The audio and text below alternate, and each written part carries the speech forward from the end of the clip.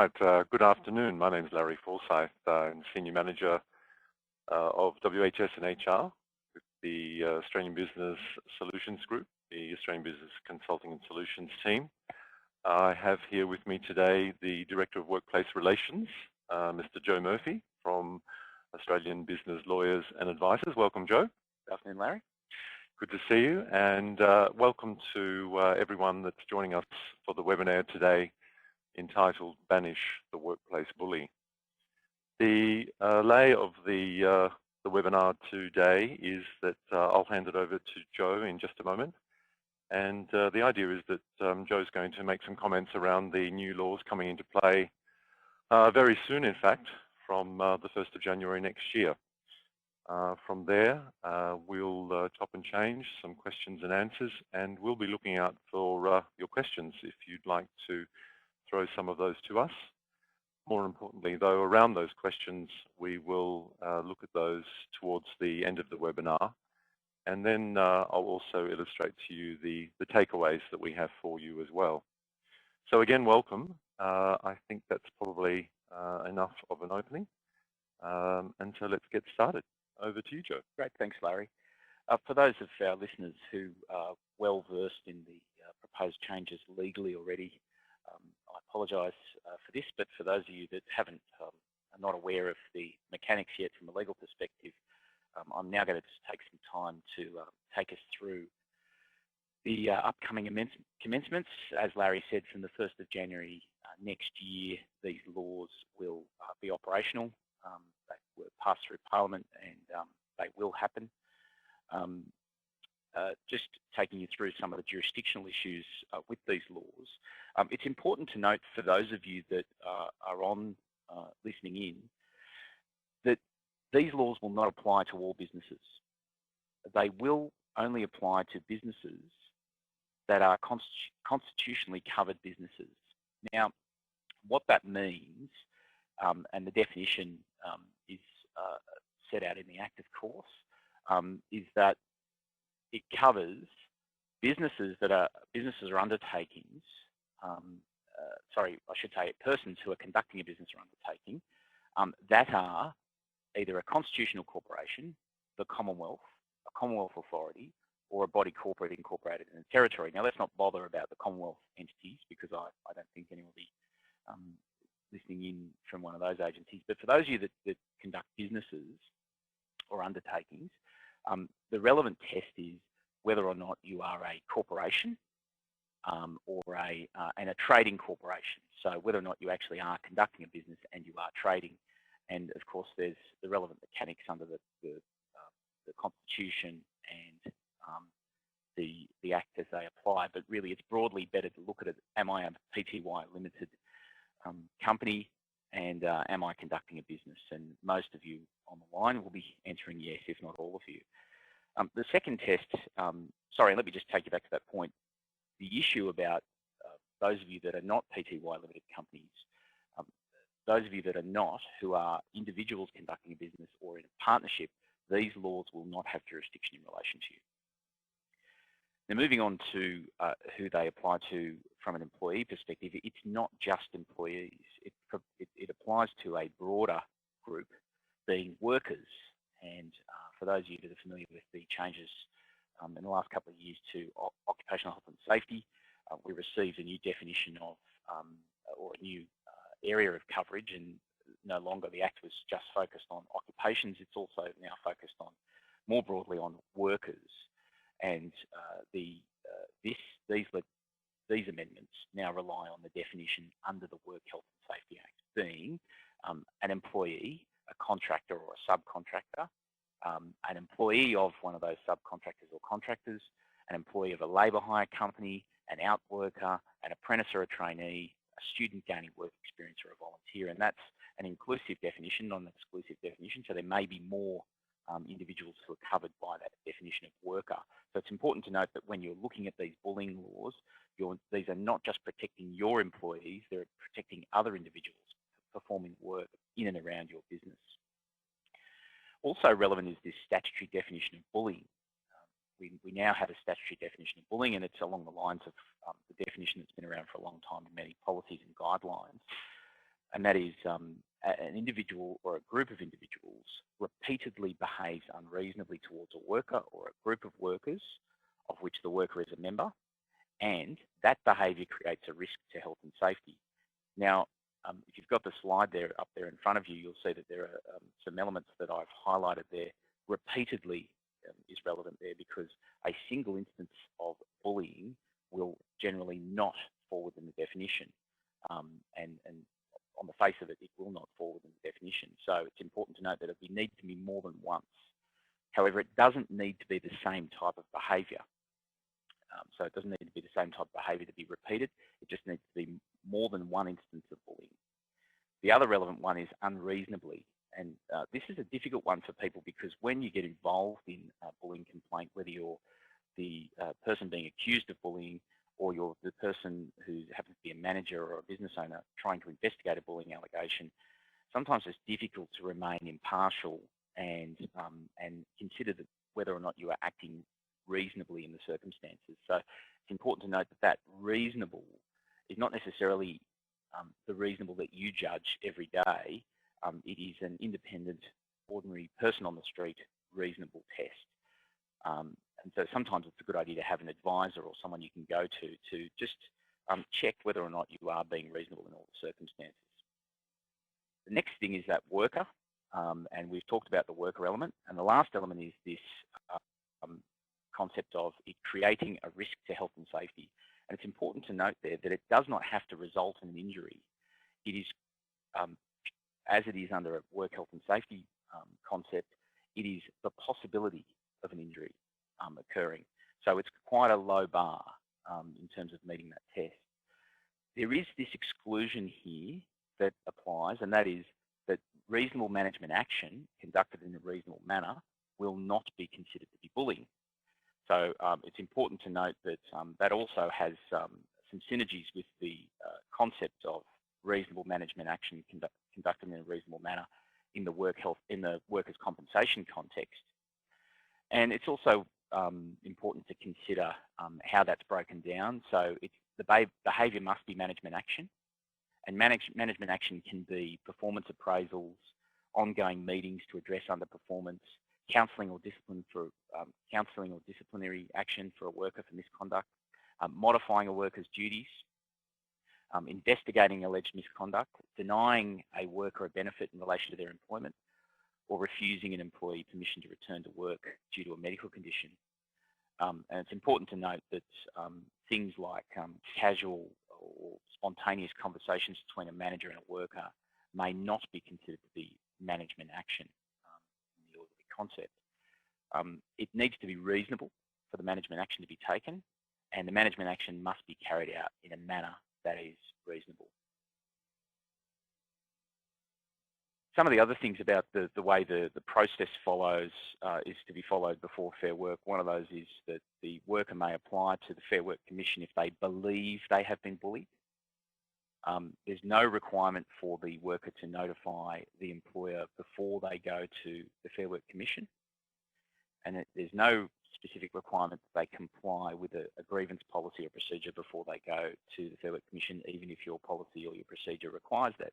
However, one would expect that the Fair Work Commission, if you have such a procedure and it was reasonable for the person to follow that grievance procedure or policy, it would be reasonable for the Commission to expect that that has occurred, and so that would be an issue once the matter came before the Commission. Fair Work Commission's required to commence dealing with the complaint within 14 days, and they may do it by way of, conducting further investigations. They can conduct a conference, and those conferences are conducted in private usually, or they can conduct a formal hearing, and they can use their ordinary powers that they have in any other matter, like an unfair dismissal matter, to take evidence, formally or informally, and to have a formal hearing in the sense that you would in an unfair dismissal case. It's important to note that the Commission can make any order that it considers appropriate to stop the bullying, and that can include referring the matter to a work health and safety regulator in your state or territory or the Commonwealth as relevant, if they consider that it's necessary or reasonable to do so. So there's a lot of discretion there. But it's important to note that they do not have the power to make orders for financial compensation. And there is consequential penalties if there is a failure to comply with orders made by the Fair Work Commission, and that's done through the ordinary process through the courts, not by the tribunal itself. But there is that penalty, those looming penalties if orders are not complied with. So it's really important, this emphasises the importance of businesses getting ready for these laws and making sure they're in a position to defend themselves if these matters are going to end up before the Fair Work Commission. There is this ongoing risk of prosecution under the work health and safety laws, and a little bit later we're going to talk about some of the cases, and some of those have come before the courts as work health and safety prosecutions. So there is still that risk of those, and through this Fair Work Commission process you might find that there's a slight increase in these types of prosecutions, but we can only wait and see. Joe, a mass of information there, obviously extremely valuable, and I guess for me the key is that people that are sort of viewing in here, and even if they're not viewing in, they can view in later on this webinar. But I suppose it's about that the information is something that you constantly have to keep up to date with, refer to again, read again, because obviously with that law changing, if you haven't got some really secure process and structure in place, you could be left in the dark, you might say. Look, I think that's right. I mean, what the position a business wants to be in is that if it's called down to Fair Work to answer to bullying allegations or to deal with a bullying complaint that's been lodged with the Fair Work Commission, you really want to be in that position to turn up to the Fair Work Commission and say, look, these are the procedures we've got in place. This is what we've done to address it. And I know that from a practical perspective, when we've been out there consulting on health and safety, and from a HR perspective, some of the gaps that we've identified are around the process, the policy, some of the training, and we'll touch on that a little bit later on. What came up for me though in what you were stating before was the role of the PCBU and how important that is, and what we've seen from a health and safety perspective when we've been out consulting externally is that they're very up to speed with injury management, contractor management, but a lot of the PCBUs that we've seen and talked with and consulted with aren't totally aware that the bullying law now comes or is a part of that PCBU role. And particularly I was interested in the part where you mentioned about reasonable management behaviour.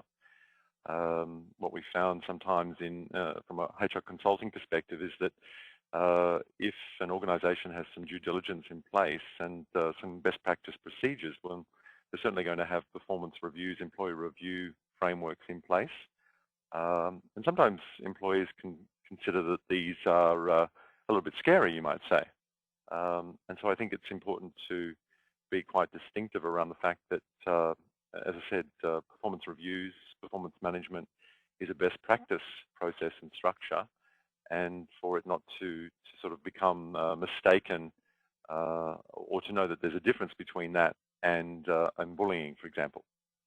Yeah, I think the other thing is that even though you've got procedures in place, it's important that they're approached in a reasonable way in terms of the demeanour of the people administering those policies and procedures or managing them in the workplace. So we need to emphasise all elements here. There's not only a mechanical element through the procedures and the policies that needs to be in place, and that's very important, but that's not going to be satisfactory on its own. There's also a human element here, which we'll be talking a little bit more about in terms of statistics and some of the things that have come out through recent reviews, and that the human element is something that's equally important in this process. And I know that we're working with employers and staff around what we classify as behavioural type training, and that includes things like attitudes and behaviours and values and strong organisational objectives and missions, and those things are aligned. It leads me to the next slide and about the different types of bullying. So on this slide we see that there's elements for psychological bullying, but there's also a couple of elements there for physical bullying in the workplace. Just wondered if you wanted to perhaps touch on the couple of those, Joe. Yeah, look, I think one of the things that I suppose we haven't said here is that there doesn't need to be an intention here. Just because someone has been bullied or they feel they've been bullied, when you're examining or investigating a bullying complaint, you don't look to see as a threshold issue whether or not the alleged perpetrator of the bullying had an intention to bully that person. So, in fact, often you will find that bullying allegations arise out of circumstances such as practical jokes, and we've got this in the list here of being a psychological bullying. We often find that when we're involved in a matter, and when we get involved, they've usually gone pear-shaped. When we get involved, that the alleged perpetrator had no idea that the conduct that they're engaging in would cause offence or cause the person to feel bullied, or ultimately, and worst case scenario, end up causing a psychological injury to the person. But these things do happen.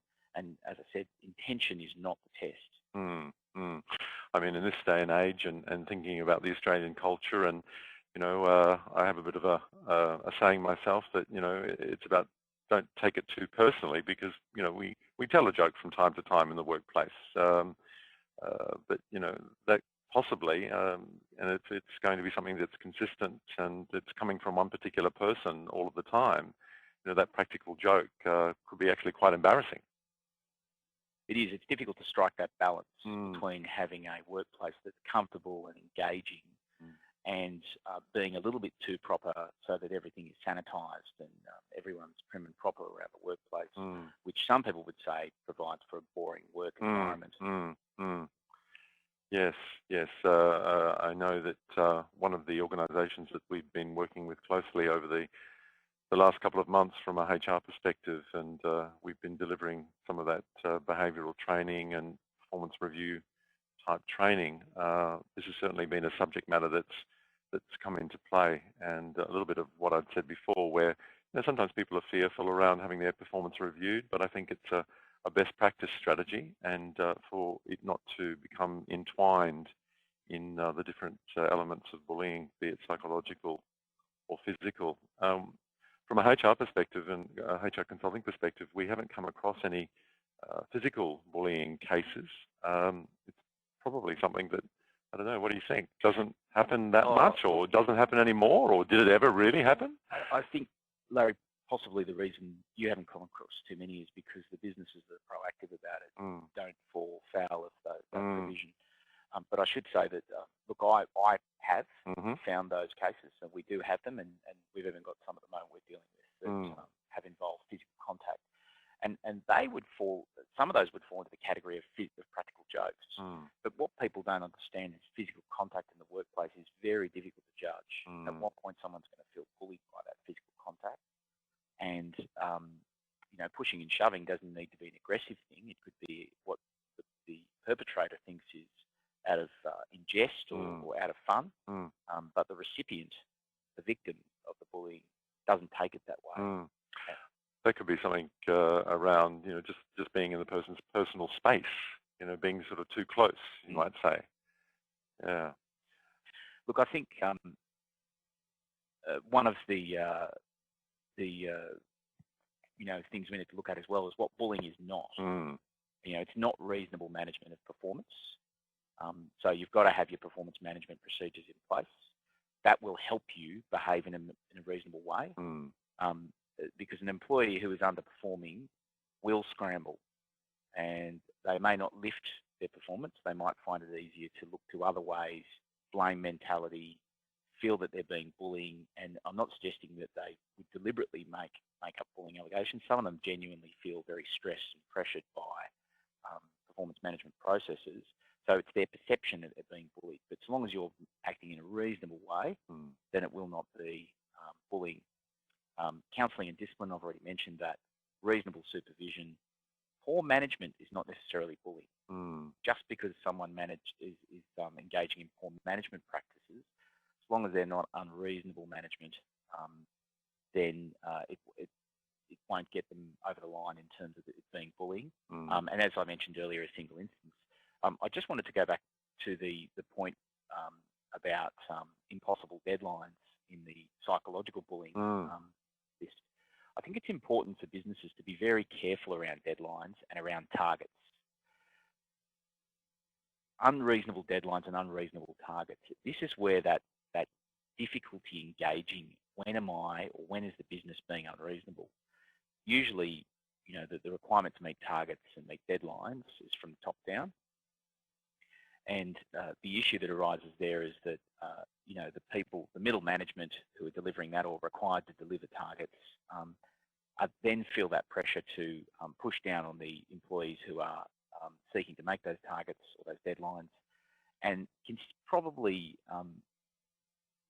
at times consideration is not really being given to whether or not it's reasonable in all the circumstances. So it's very important that businesses are just careful that when they're setting deadlines and setting targets, sales targets in particular I'm thinking of, because I've have these issues come up from time to time, and particularly in tough economic times, you've got to be mindful as a business that if you're setting these financial targets and they are not achievable in the current economic climate, there is a chance that they may be considered not to be reasonable by the Fair Work Commission. I think it's one of those cases where we're all doing more with less these days, and sometimes we're asked to do that, and we're all wearing more than one hat in our workplaces. Whether that's the way the economy is going and how you may or may not run a commercial business, but there's certainly elements, be it poor management, reasonable supervision, that need to be taken into consideration. And that last dot point there too stands out for me. The single incident. If it's a one-off, well then it's considered not bullying. It's not on one particular day. Someone just may be triggered by something that's externally happening to them. Look, it's an interesting point, that because there was some debate when the code of practice of the work health and safety laws was being floated, and it was sent out for consultation, that a number of stakeholders argued that a single incident should also be included in the definition. That was for the purposes of the code of practice. I expect that they would say the same thing about the legislation, but as I said earlier, the legislation is set in stone for now, certainly for the kick-off on the 1st of January, and a single incident will not usually be bullying. Okay, well that's good to know for now. Look, putting the webinar together, and we've brought up the slide on statistics, and we were able to come up with a mass of statistics way back to the early 2000s. One here we have around sort of 2001 that came out from Drake Personnel. But I thought the first one really stood out for me, and it was the reason why I included it here was that more than 1 in 5 people are actually bullied at work. And in some industries, such as health, welfare, education, government, and even semi-government services, the figure is actually a lot higher. Incredible stats. It is. And look, I think I'm like probably most people. I look at statistics and I think, I'd like to see the data that sits behind that. But based on my anecdotal experience, I would have to say that I would have to think that there's some real credibility to these statistics. Oh, absolutely. Yes. Yeah. No. These are coming from well-researched documents that have come through from our workplace assistance and OH&S lines that some of you that are viewing today may be subscribed to. I wanted to move on to the next slide there around the report that was conducted on workplace bullying showed overall 5% of respondents that reported on that they were currently experiencing bullying in the workplace, and 24% of them reported experiencing bullying in previous workplaces. I mean, what would that be like? Being bullied in one workplace, you move on, be it for career improvement, professional development, more money, whatever that case may be, and you come up across a bully in the next workplace. I mean, certainly very demoralising, making you feel very uncomfortable. I think it's interesting because what this has really got me thinking about these new bullying laws and the reports like this that have really been highlighted through the process. It's really made me think that management and business owners need to become better career managers for employees, and that's the way it's gone. And that is that at times you'll find Larry just gave us an example of someone who's perhaps worked in a previous workplace, one of these 24%, and they experienced bullying, and then they moved on to another workplace and continue to experience the bullying. It is said here that they reported having been bullied. Now, whether or not that was actually true, we won't know, but they certainly felt that they were being bullied. And one wonders if perhaps, those people were better served, having that career discussion with someone who was more open to the difficulties the person was having rather than the difficulties the business was having with the person's underperformance or whatever the issue that arises. I think it's really opened up that real emphasis on, and I think the Fair Work Commission is going to be looking at this, the real emphasis on whether or not you are capable of managing individuals. Yes, I agree with you, and that's about some of what we've seen probably in the last 10, 15 years around management versus leadership. And for me, it's about if you're managing in the business, but it's also about leading from afar or leading externally as well. And again, it goes back to some of that good practice, good process, good structure, good information, and that workers are trained in what to do and how to do it if it actually does arise. I think it's interesting there to see the analysis that was identified from the report that we were just speaking about earlier. And so looking at 3 different types of workplace bullying there. So we've got the person-related bullying, so gossip and rumours, persistent attempts to humiliate that particular worker. We identify that in workplaces there is collusion, that people actually get together and say different things. I guess it's about that from a management perspective. It's some of the work that we do with managers that we always recommend that everyone's probably, it's okay to say something, but to be careful what you are saying and who to, because the Chinese whispers get out and it's really not very good practice. The second point there, the work-related bullying, so unreasonable pressure to produce work, and you mentioned that before, targets, commissions in these commercial worlds. We're asking workers to do that from time to time, and it's actually sometimes even part of the package of the role. And then violence and intimidation, so verbal threats or threats of physical violence. And as you said, Joe, you've dealt with some of those cases.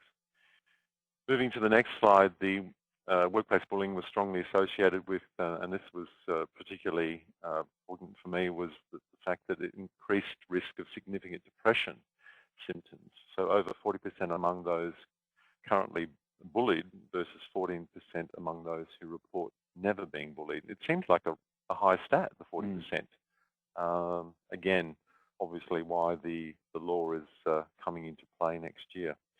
And then that last dot point, workplace bullying was also associated with doubling the risk of suicidal ideation. I mean, again, for me, that's just absolutely massive statement. It is, and when you think about it, a person's job is, most of the time it's the livelihood, and they may be the, sole breadwinner of the family. Yes. And all of those personal elements come into play. And I can say that I have dealt with suicide cases involving attempted suicide. So it is definitely a real statistic and a real concern. I recall, as we speak, probably now, well over 10 years ago, and working with a particular employer in government, in fact, and the HR manager that came into play on the first sort of month or so that they were there, and they had some really hard cases to sort of deal with. And we see a lot of HR managers and directors and people that are working at these levels. It's a lonely place from time to time. And what support have they got? So it's great to see this law coming through. But I know in one of those cases, there was a suicide by a staff member, and it had a huge impact on the organisation. And there were some workers that had to time out. There was a depressive state actually taking place after that situation. And so it was about that we supported them around changing that, and we looked at their policies and how they could sort of turn that around. So in the end, initially it was not a good story, but in the end we supported them with some employee assistance from there. And of course, we're going to talk about some cases a bit later, but it's probably worthwhile just mentioning the Brodie Panlock case in Victoria, where you know, there was that young lady who was bullied by 3 of the individuals in the workplace. Yes. One of her colleagues, the supervisor, or at least 2 individuals in the workplace. And there was work health and safety prosecutions across the board. The director of the business was prosecuted as well, and all of them received fines as a result of that. Now, that poor young lady, Miss Panlock, committed suicide, and it was considered in that case to have been ultimately the final committing of the suicide was triggered by this bullying. Yes. All right. So I've sort of moved on an extra slide there. So this one, as far back as 2005, work cover ACT estimated that the dollar cost, and this really was glaringly sort of right in my eyes, was $6 billion to $13 billion a year that workplace bullying is costing the sort of Australian economy. It's hard to fathom that amount of money. It is, and I dare say that figures, that range is probably a lot higher now, given that that's a 2005 figure. It's not something that's gone away, and of course the whole reason for these laws is that the then Gillard government considered that it was necessary to address bullying in the workplace, and I would say that definitely the cost is for those businesses that have had bullying complaints. I think they would be able to attest to the costs. You know, you've got workers' compensation costs, you've got people taking, you know, time off, lost productivity, and that's the next point you make. I mean, that's right. And that point there, again, you know, 2005, but obviously important cases, and that's why we bring those stats forward. But the average cost of a stress claim, be it, you know, 40,000 compared to 23 for a physical injury claim, it seems obviously that's a lot of money. But when you look at that 6 billion to 13 billion, and as you say, it's probably risen since then. Can you give us I don't know if it's that easy, but can you give us an idea of you know, how much these sorts of things are costing organisations now? I would say far in excess of that. You know, I suppose there's a real confusion around you know, what workers' compensation actually is. I think that there's a misperception, and perhaps these new laws are also an opportunity for businesses and in fact the economy at large to take a closer look at workers' compensation, what it is, and re-educate everyone about workers' compensation, because it's not just an insurance. It's you know, an arrangement that's put in place to compensate individuals for being injured. But what happens is, if you don't have the right mechanisms in place, people end up making stress claims. Doctors will issue medical certificates in support of their patients. Yes. They're required by their very professional and ethical obligations to advocate in favour of their patients, and so they will not hesitate in issuing a medical certificate indicating that the person is suffering from stress. And as a result of that, many workers' compensation claims are made that could be avoided. Yes, okay. All right. We're getting a little bit of a wind up, so let's just keep going. Yeah, interesting stuff, Joe. I wanted to just touch quickly on this slide without reading it word for word, but it was an experience that I had where we went into an organisation and we actually found that the owner of the company was the biggest bully, and when we look at those stats, you know, it really resonated for me. The second dot point there, 83.3% of these bully or boss bullies don't act alone and preferring to operate as a bully group or mob. And you know, maybe that's something sort of from the past. I don't know if it still exists, but I think some of what we're doing here and these new laws will certainly turn that around. And this next slide, UMR research revealed that over half of them are being the victim of persistent office gossip or malicious rumours. And the last dot point I'll jump to, women are more likely to be bullied than men, but females are also 10% more likely to be the culprit. I thought was an interesting stat. And can I just say that yes, this point, Larry, you made about, if we could just go back to the previous slide, the point you make here about people being the victim of persistent office gossip or malicious rumours, what I think that I would like to stress for businesses in this point is that sometimes assumptions are made about why people believe they're being bullied. Mm-hmm. And it really emphasises the need for businesses to investigate. So that if a business, if a manager or a business owner takes the view that someone is perceiving that they're being bullied by way of office gossip or malicious rumours, and that is not, or they believe it not to be the case, it is incumbent upon the business or the manager to make sure that it's properly investigated, so that if they have those suspicions, they can ventilate them and make sure that they are being that they're well founded. Mm. Too many times I have seen businesses or managers making assumptions, and it turns out not to be the case. There turns out to be some real problem there in terms of bullying. So it's really investigating complaints is really important. And so that comment for me, absolutely concur. And I know that we've seen that before when we've sort of gone into organisations, and that's about record keeping, he said, she said, and trying to keep it as objective as possible, because this is a really emotional situation as well. So obviously, yeah, as I said, keeping those files and recordings and investigate it and have it professionally investigated as well. Buy in that capability if that's what you need to do. All right. I totally agree. Okay. So just moving on, some more stats there, and then of course that second dot point, the Brodie Panlock case that you mentioned before. So it was good you touched on that as well, Joe. So thank you.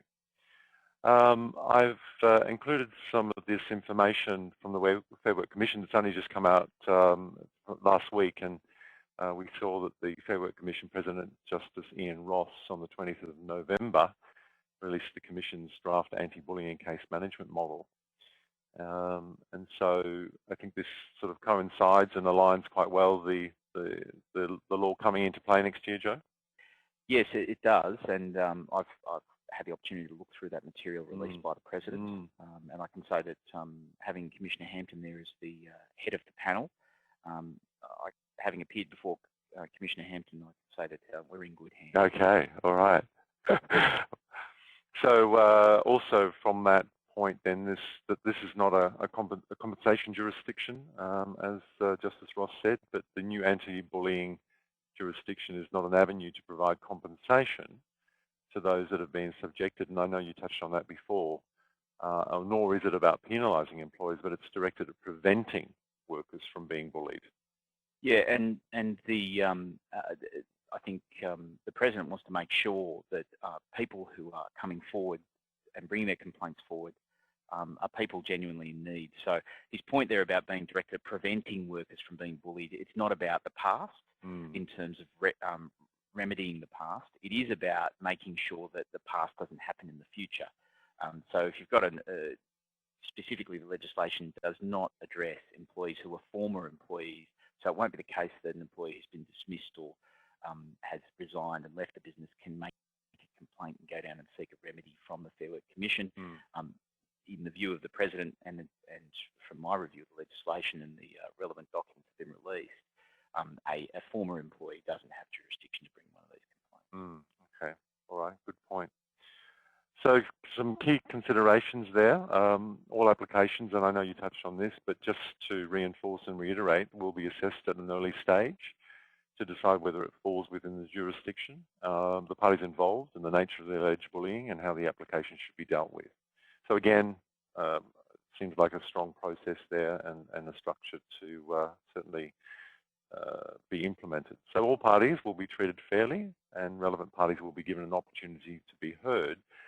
And it leads me to, I think, some of what we've been talking about in a way, sort of probably more strategically, but also from that sort of attitude and behaviour perspective, and managers having the skills and the knowledge and the competence, and being conscious of the sorts of behaviours that are being put into play, you might say. So competencies and behaviours like contributing to creating a dignified and respectful workplace. And for me, that's about values and behaviours and the mission of the organisation. Again, that's sort of, for me as well, the due diligence and the governance and covering off on that. And for me, that's sometimes fundamentally, in these tough times and these tough economic times when we're wearing many hats, that if you haven't got, competent people and they aren't conscious about what they're saying and what they're doing, then what else have you got to hold on to?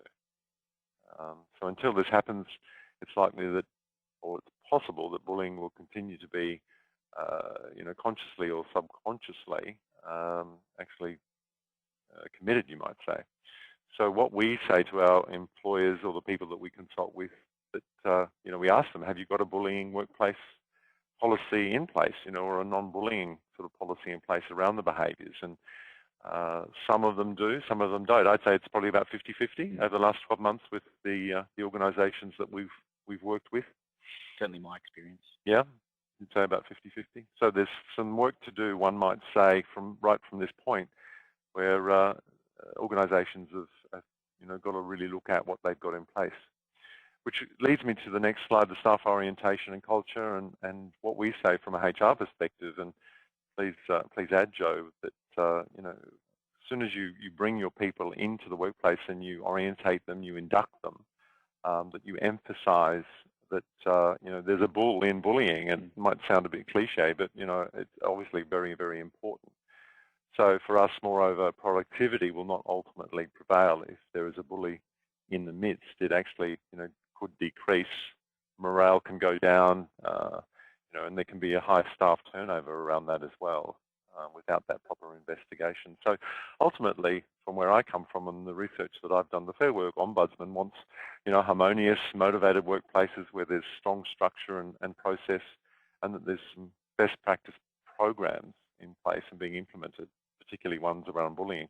And I think that doesn't mean you can't have fun in the workplace, and it doesn't need to be a sterile workplace, but there needs to be a balance. I guess in the with all of that in mind, it's about, well, culturally, and we know that for those of us that have been working in the field for some time, culture takes a long time to change, and it's not something that happens overnight. So all of these elements that we've been talking about through the webinar is about culture overarchingly. So we see that some of the immediate actions that people can take up and follow up on are firstly saying no to bullying and implementing a non-bullying policy or a non-bullying culture program. Train your staff in how to manage bullying, provide them with the right procedures and information, and enable them to identify who they can go to, and to make them feel safe about that and to make them feel secure around that as well. And in the end, it's about following due process. And I know you've got some cases there, Joe. Did you want to sort of touch on any particular one? Or look, I might just say something briefly about each of those cases. There, of course, are no Fair Work Commission cases yet because the jurisdiction hasn't commenced. But I think it's worthwhile touching on some of these cases. I think they're important cases, even though they're not strictly bullying cases. They are compensation cases or work health and safety prosecutions, but it's worthwhile going through those.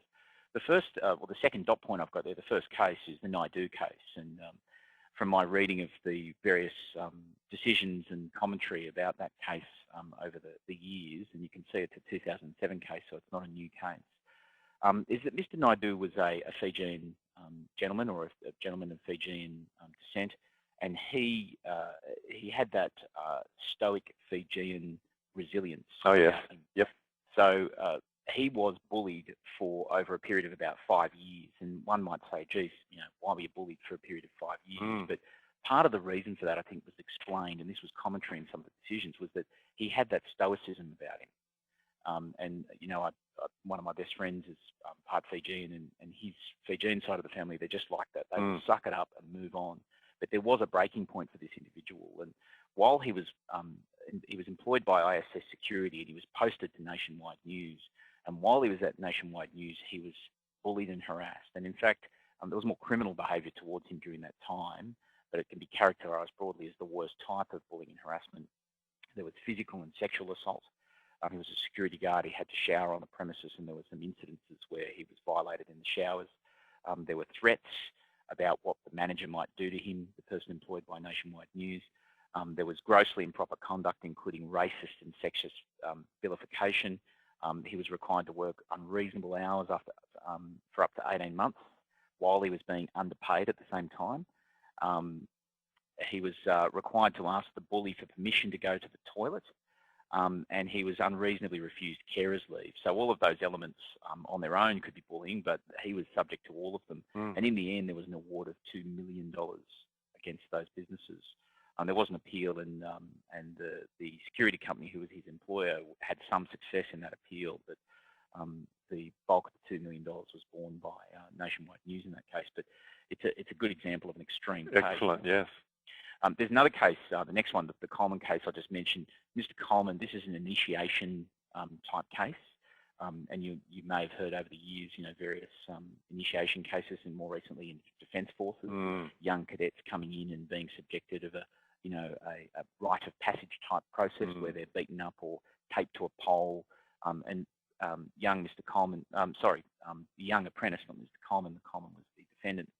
The young apprentice in that case was subject to such behaviour as being wrapped up in cling wrap, threatened with violence, spun on a trolley, covered in sawdust and glue, and repeatedly having sawdust stuck into his mouth, and a fire hose as well was squirted into his mouth. And so the respondent in that case was prosecuted and found guilty of a breach of the Occupational Health and Safety Act at the time. The next case is this Willett case. I wanted to mention this case because it's a bullying of top down, and it involves ostracism, and this is where I've seen some cases of bullying. This involved a police officer who alleged she'd been bullied after being moved into a new unit, and some workplaces have cliquey type environments, and I think this is the one that this young police officer moved into. She was subject to such behaviour as being called the Black Widow. She was required to carry out alternative duties while she was pregnant, which she didn't agree to. She was excluded from social activities. She was required to do menial activities like act as a messenger, and she was socially ostracised. In that case, she had an award of $250,000. The next case is Goldman Sachs. This is again another old one, a 2007 case, but it's a very significant case. But in this case, Mr. Nikolic was subject to a series of personal attacks, verbal abuse and insults by his immediate supervisor, and his clients were reallocated to another person, and that was considered to have impacted on him very negatively. And there was also a criticism of the employer for delaying too long in responding to the complaints, and that comes back to my point previously made about investigations. And in that case, for those of you interested, Mr. Nikolic had an award of over $500,000, which was upheld on appeal. The next case I've got down there at the bottom is the State of New South Wales and Mantle. Now, I wanted to mention that case because that's a bullying up case. And bullying doesn't always happen just between peers and from manager down, but sometimes it can happen from your reports upwards. And in this case, Ms. Mantle sued her employer because she was promoted to a team leader position ahead of her former manager, and that made her a bit of a target. And she was also given a prerogative at the time to attack the workplace culture because it was considered to be a difficulty with the workplace culture. And that was very difficult for her in circumstances where she was promoted over someone who she used to report to. That is, and I've had cases involving this, very, very difficult for people to deal with. And it's something that needs to be managed more than merely just appointing someone over another person. There needs to be a real transitional process put in place and to manage the person who used to be the manager. In that case, this person ultimately suffered lack of cooperation from the team, rudeness and obstruction, refusal to accept directions, treating her in a demeaning and denigrating manner during meetings. People were reluctant to cooperate with her and at times were openly hostile. And she was openly excluded from a meeting to convene to document a list of grievances, which included inappropriate behaviour alleged against her. And now, you only get to see the outcome of these things. There may have been a different story, and had it been investigated properly, who knows? But at the end, she ended up getting awarded $330,000 in that case. So you can see large awards of damages here. Now, I should say these are extreme cases, but they're worthwhile knowing that these are the worst case scenario, and they can happen to your business. Yeah, absolutely. And I think certainly not invalidating the cases, but pretty juicy ones, Joe. You know, incredible stats and sort of payouts, and horrible what goes on in some workplaces. I wanted to just touch on, and we're sort of moving to the end, and we've got a couple of slides to go, and just we'll emphasise some takeaways in a moment and give you some more information. But I wanted to get your views, and I think the answer to this for me, Joe, is yes. But is there actually a requirement for employers to educate employees about the changes to the bullying laws? Is there a requirement per se? Well, there's not an express requirement, but if you look at the requirements under work health and safety laws to start with, there may not be a requirement to have a policy, but it's one of the control measures that you might have in place to address the issue. And the same applies here. If you turn up at the Fair Work Commission in response to a bullying complaint, the first thing the Fair Work Commission is going to want to know is, do you have a policy?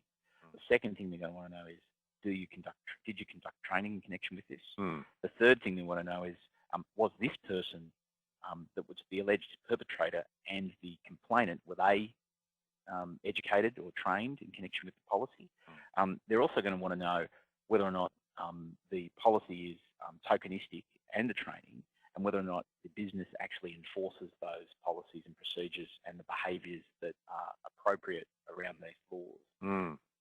So for me, what you're saying there is that, you know, worst case scenario, if it gets all the way to the tribunal and the judge says, well, what have you done? What have you got in place? You're going to need some strong evidence around that.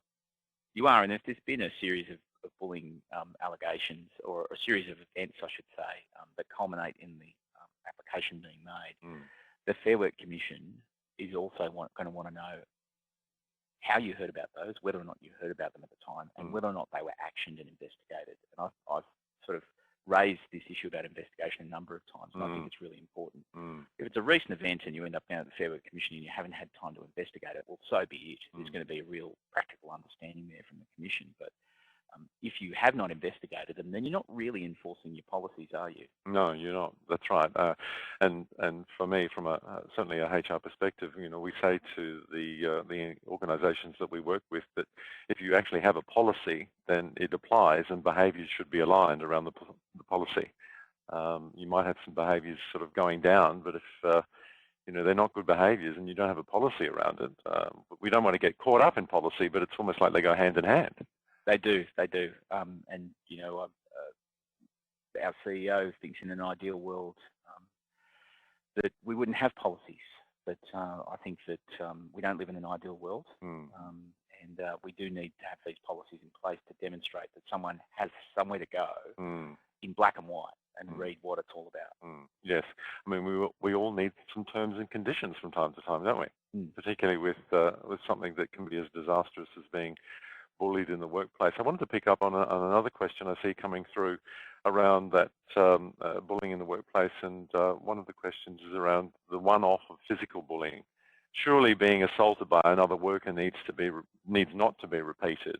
You know, when we talked before about a one-off situation. So, you know, if you've been given a biff and it's a one-off, would that be classified as bullying? Wouldn't it? Physical violence, really. You've got a bigger problem on your hands. Yeah. You're dealing with that in a disciplinary way. But I think if there's been a physical altercation, if it's not as a result of some extreme incident in one of those individuals' lives, I think that